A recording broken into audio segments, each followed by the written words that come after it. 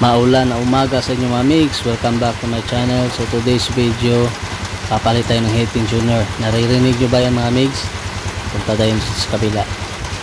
So ayan, palakas ang palakas.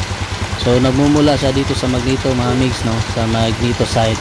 Then yung head tensioner niya, malamang yan. So papalitan natin yan ngayon. So since mag-change oil na tayo mga migs, sabay na lang natin, no? Dilin na lang natin yung oil. So dun sa pagbubuksan natin, dun sa may tensioner rod, di nyo pwedeng idaan yung oil dun pag mag-change oil kayo, kasi hindi siya tatagas. Pero may lalabas naman, kaso patak-patak lang. Ito yung papalit natin mga migs, tensioner head tawag dito, no? So nabili ko to sa halagang 19 pesos. Guma to mga migs, rubber type. Ayan, ito yung resibo, no? Galing sa Honda Smart. Sa kasa nyo to mabibili mga migs. Ayan, head tensioner 19 pesos, diba? Kasi sinabay ko na siya sa spark plug. So ito gamit yung 14mm. Buksan natin 14 ito mga migs, ha?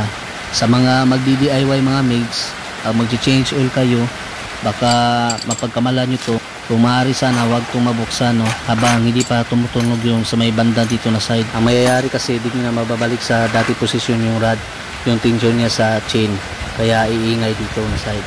Pagpasensyahan nyo na mga migs, inaagaw yung boses ko ng ulan, yun yung sinasabi kong tatagas, no?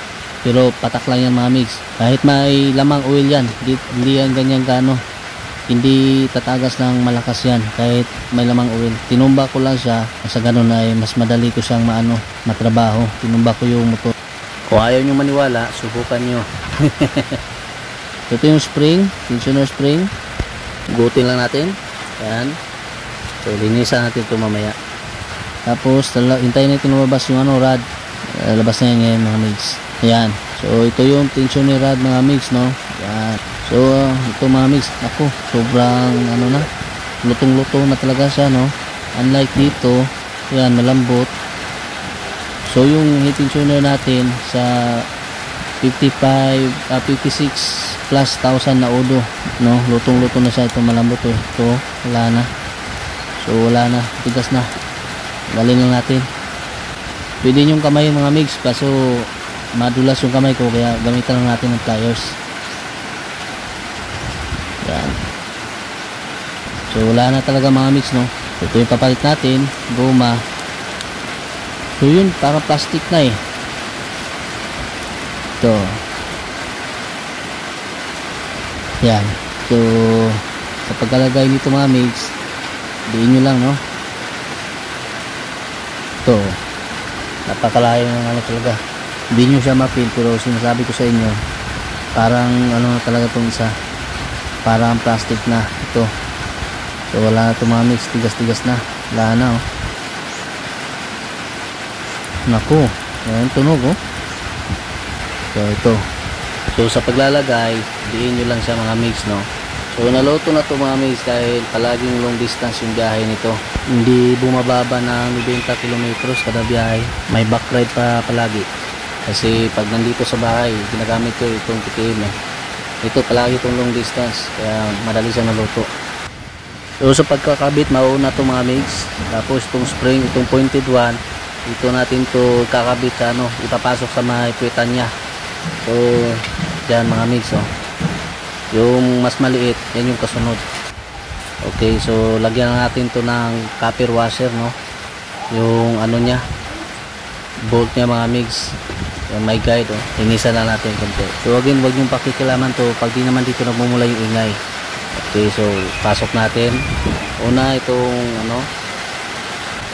kaibabaw yung head tensioner. Baka mabaliktad nyo mga migs, ha. Yan. Tapos itong spring, yung medyo maliit, ang ingay ng aso. Yan. Tapos panguli yung may kalakihang putik na aso to. Dulo ng spring, yan, pasok nyo sa guide. Tapos dandahan nyo lang pasok, kutin nyo na sa may thread pag kumagat na mga mix. Yan lang yan sa kadali mga mix, no? Parang naglalaro lang ba? So at least bago na yung nyo, head tensioner nyo sa halagang 19 pesos. Sa kasa yan, ha. Right, higpitan lang natin ng saktong higpit. So pag may narinig kayo na ingay na nagmumula dito sa magneto side, huwag nyo husgahan agad na buong tensioner na yung papalitan nyo, no? Bili muna kayo ng heat tensioner, mura lang naman, baka mawala yung ingay tulad ng ginawa natin ngayon. Mura lang naman kaysa mapagastos kayo ng malaki tapos yun pala papalitan. Papakita ko sa inyo yung odo, no? So usually pag mga ganito lalabas yung ingay niya. Ayan, palagi kasing may back ride, babad na babad sa trabaho.